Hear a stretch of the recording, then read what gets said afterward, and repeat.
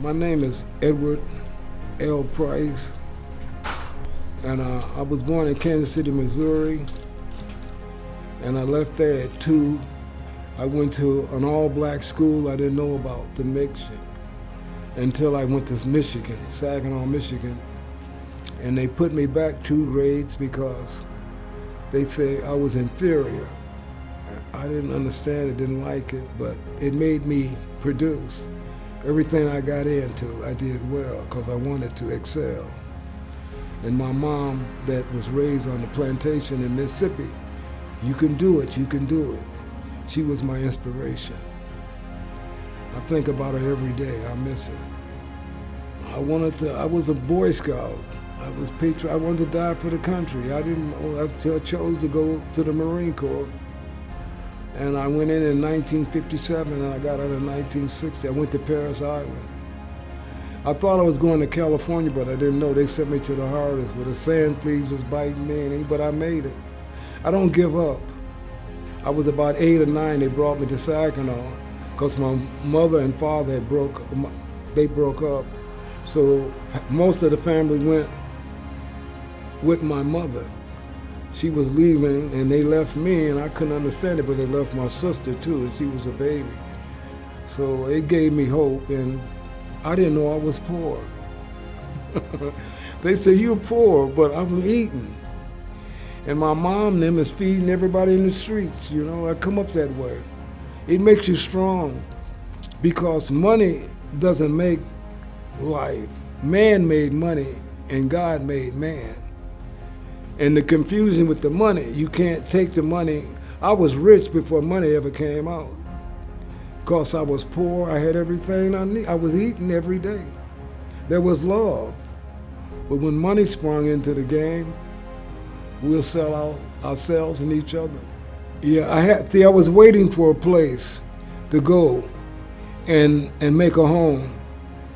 And my son-in-law didn't pay the bill, and he didn't let me know because I would have never let it went that way because I've taken care of it before. So I didn't have no retaliation. I had to leave. And I thought that was the end. When I first left the house, let me see, where did they put me? They took me to some type of a hotel. Then I left there and went to some other place. And then I ended up here. I went to 2 other places. They were different. They didn't do no help. It wasn't like this. It was like maybe a couple of weeks, and then people came. There was the good people and the people that didn't care, but there was a lot of good people along the way. And they helped me to get a place down by the office where I could be looked after, And then this is when the people from Castle came and got me. And that's the best thing that ever happened to me. It's almost like, I don't like to say it, maybe I'm happy that these things happened to me because I learned something in life. But that was the best thing that happened to me because I'm here. I've never had this type of service, that's for real. And I'm 82 and I'm still learning. This just gets me. I'm glad I lived to see this. All I want to do is tell my story to the kids and let them know. Don't give up. Because I've done a lot of different things and I've made it. Things that people don't even feel like you can make it. I've been into drugs. I've done a lot of things and I've overcome all of it. I want to live my life to let kids know they can make it. Don't give up and don't say I can't. My name is Donna Jean Root, and I was born in Arnold, Nebraska. And 5 years old, we moved to Michigan. I was a nurse, and then you might as well say a jack of all trades. I worked in factories and homes, nursing and everything. My 2 boys decided that I was incapable of handling my money, and I needed help with everything. They wanted their name on my bank account, and I said no, and that started because they said that I shouldn't have all my money to spend where I wanted to. I was living with the oldest one, yes.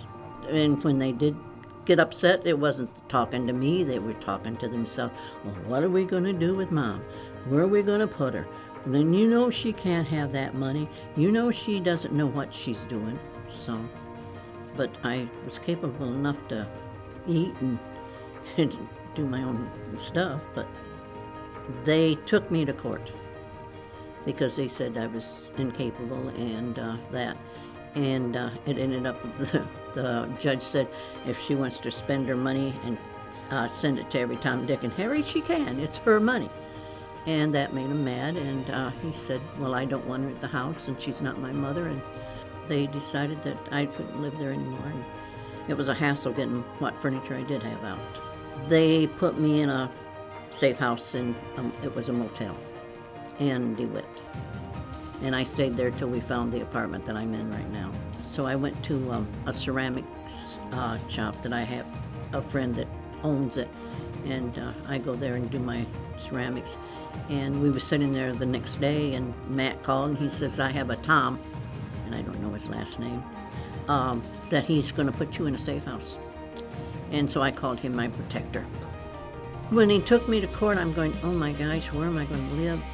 Because my brother, well, now they are in Florida, and there's nobody else. I don't have any, well, I have grandkids, and they all live in Battle Creek and Sturgis and all that. Well, they don't have the room, and I don't know what I'm going to do. I just don't know.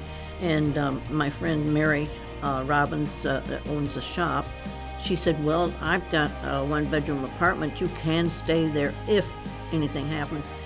At the motel, I didn't know whether they could come in and see or, you know, but it's very scary because even now, because if I hear a noise or something, I'm still leery.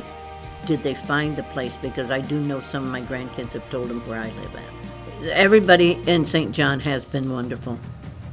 I think you are angels. Back way up and everything, so.